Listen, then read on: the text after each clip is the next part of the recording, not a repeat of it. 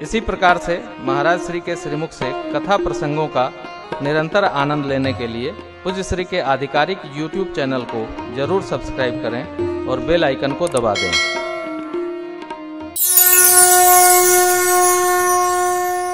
सरकार प्रकटी। प्राकट्य उत्सव के परमानंद में घर घर बधाई बजने लगी। त्रेता में बजी थी, आज भी श्री अवध में घर घर श्री रामनवमी के 1 माह पहले से लेकर छठी महोत्सव तक बधाई बजती है। जो त्रेता में आनंद था वो इस कली में भी निरंतर चला रहा है। ऐसा आनंद भया, इसी आनंद के केंद्र में, मध्य में, बीच में माँ कैकेयी ने क्रमशः 1 और छठी मैया सुमित्रा जी ने 2 पुत्रों को जन्म दिया। आनंद और बढ़ गया। लोगों को ये पता है गुरु कृपा से महाराज का ऐसा मंगल महोत्सव भया। घर घर लोग यज्ञ सेवा करने लगे, अबीर गुलाल उड़ाने लगे। परिणामतः धरा और आकाश के मध्य में उनकी मेचकता छा गई, अबीर गुलाल और धूम्र की। बटुक लोग, विद्वान लोग वेद मंत्र का उच्चारण कर रहे हैं। घर घर इस प्रकार यहाँ आश्रम के चारों ओर टिम टिम सजावट लगे। हम मानो तारे चमक रहे हों। महाराज का जो राज प्रासाद है उसका कलश चंद्रमा के समान दिव्यमान चमक रहा। क्यों? सूर्य भगवान नीचे आ ही नहीं पा रहे। 1 माह सूर्य भगवान आकर खड़े रहे। आनंद से, धूम अबीर गुलाल की मेचकता से उनका छाया भाव प्रकाश नीचे आ ही नहीं पा रहा, घेर लिया है। ऐसा महोत्सव, मास का समय, मास दिवस कर दिवस भा, यह मरम न जाने रथ समेत रवि था क्यों निशा कवन विधि हो। स्थाक्यों का अर्थ है स्तंभित। सूर्य भगवान स्तंभित हो, नीचे प्रकाश नहीं आ पा रहा है। और यहाँ आनंद। बाबा कहते हैं मैया से, देवी यह रहस्य काहू नहीं जाना, दिन मनी चले करत गुण गाना, यह रहस्य।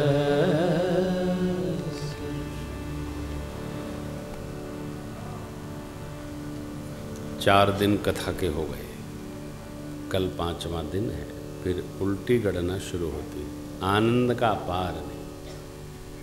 न दिन का पता चलता है आनंद महोत्सव में, न रात का पता चलता है। ऐसा आनंद जीवन में, सत्य का वास हो, सत्य का संग हो तो हर घड़ी आनंद ही आनंद है। सब समाप्त हो जाता है, कलमश समाप्त हो जाता है, विकार भाग जाते हैं। और विचारों में जितना सहज सत्य का आगमन होगा उतना ही जीवन जीने का रस है। आज मैं पूज्य महाराज श्री की मणिमाला पढ़ रहा था। महाराज श्री ने छंद में कहा है कि कहाँ अपने लिए ही दिन रात भाग रहा है, परम तत्व को समझ ले, क्योंकि तू जीव नहीं है, तुम परम तत्व ही है, साक्षात परमात्मा है। पढ़ उसको। हाँ,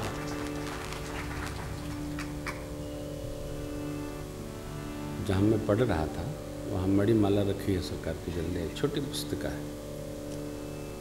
तो ये सार है साहब आपके जीवन में, हमारे जीवन में।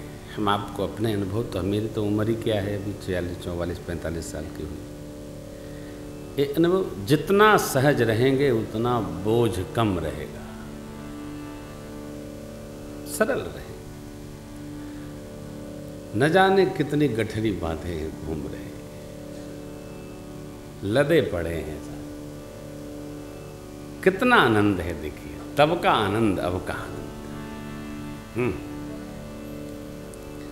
कथा सुनाते सुनाते बाबा ने मैया से विनोद किया, और वे कहूँ निज चोरी, और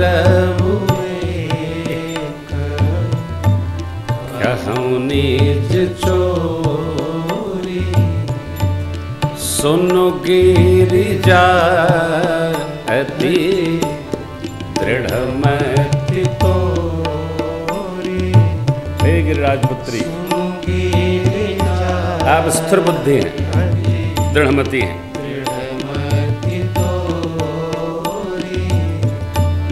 सुनो गिरिजा अति दृढ़मति तोरी, सुनो गिरिजा अति दृढ़मति तोरी। बाबा कहते हैं, हे गिरिराजपुत्री, आपकी मति दृढ़ है, अर्थात आप स्थिर बुद्धि हैं। इस बात को कहने का कोई बहुत औचित्य नहीं है। व्यक्ति कैसा हो, आप उसको कह रही आप बड़े सज्जन हैं, तो अपने बारे में वो सोचना प्रारंभ करेगा, हमारे में कहीं दुर्जनता तो नहीं आ रही। ये बाबा का मैया के साथ मधुर विनोद है। वक्ता को, श्रोता को कथा में हल्का रहने के लिए थोड़ा थोड़ा मधुर विनोद करना पड़ता है। बाबा ने कितना सुंदर कहा, सुनो गिरिजा अति दृढ़मति तोरी। दृढ़मति अर्थात आप शांत होकर कथा को श्रवण कर रही हैं। अभी तो शुरू भई कथा, अभी तो एक ही नवाह भया है।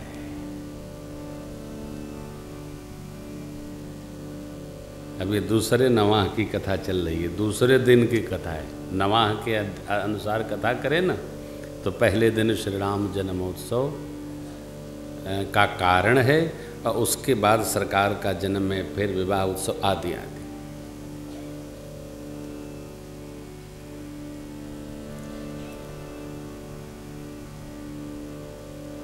जब तक श्रोता के चित्त में दृढ़ता नहीं आती, कथा श्रवण की दृढ़ता नहीं आती, तब तक फिर चित्त इधर उधर भटकता रहता है, एकाग्र। इसलिए मैं आपको बार बार निवेदन करता हूँ, आध घंटे सुन लो एकाग्र होकर। देखो, बाबा इसलिए प्रशंसा किए कि यहाँ एक भेद की कथा, मरम की कथा सुना रहे हैं, जहाँ माता जी को लेकर बाबा जी नहीं गए, मैं अकेले चला गया। आप स्थिर बुद्धि हैं, अस्तु आप इस पर हमको प्रश्न पर प्रतिप्रश्न नहीं लाएंगे कि मैं आपको क्यों नहीं लेके गया, आगे प्रसंग नहीं है। देखिए, सुनो गिरिजा अति दृढ़मति तोरी। क्या, जब कागभूषणी जी नीलगिरी से आए कैलाश, तो उनको श्री अयोध्या जी जाना था, तो मैं भी उनके साथ चला गया।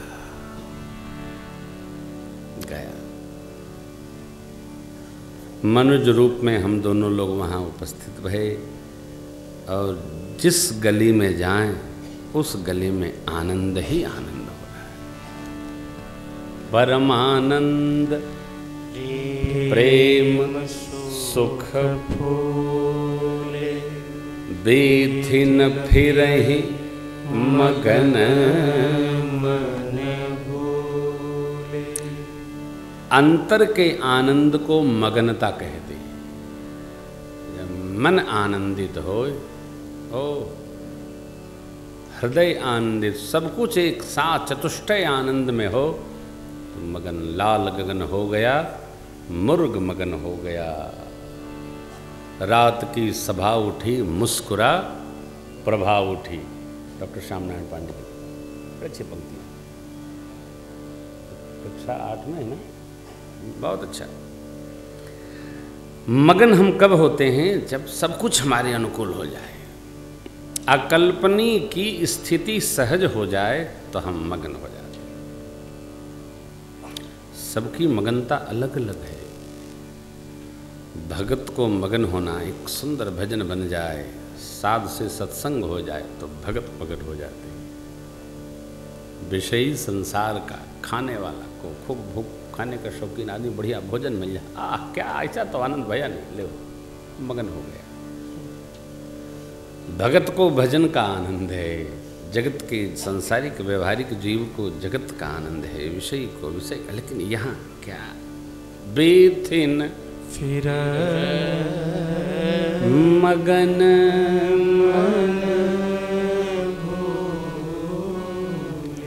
गली गली,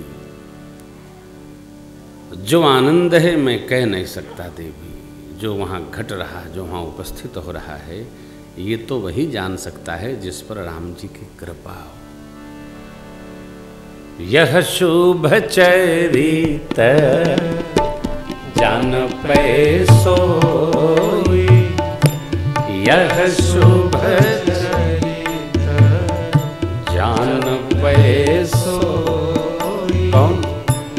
कृपा राम के जा पर होई, कृपा राम के जा पर होई। तेहि अवसर जो यही बिनावा, उस अवसर पर जो जिस प्रकार भाव लेकर आया महाराज।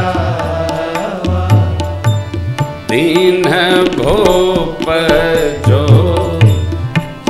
मन भावा, दीन भूप जो मन भावा। गजरथ तुरग है गोहीरा, गजरथ तुरग हेम गोहीरा। तीन है नाना विधि चीरा, तीन नाना विधि चीरा। तीन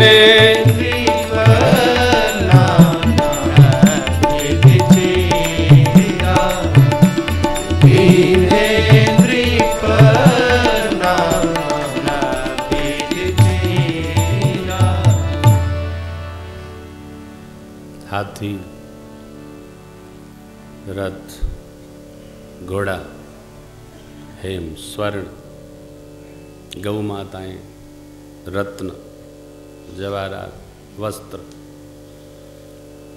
संसार में हर आदमी की आवश्यकता अलग अलग है।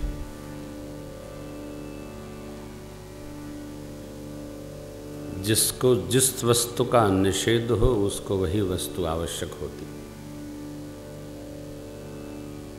अध्यात्म का चिंतन उल्टा चलता है। नहीं चाहिए मन चाहिए, बुद्धि उसी में लगी है। नहीं चाहिए, नहीं मिटेगा तो बचेगा, चाहिए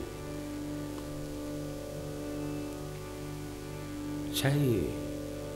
यहाँ चाहिए इसलिए लोग नहीं आए। ये तो आनंद उत्सव है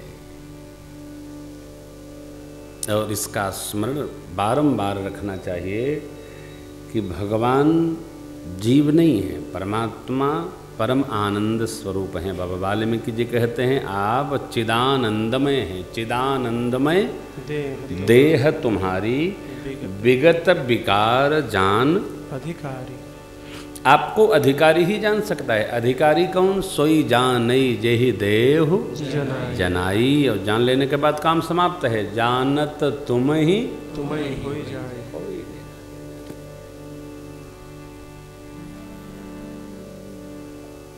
तत्व को जान लेने के बाद कुछ बचता ही नहीं है।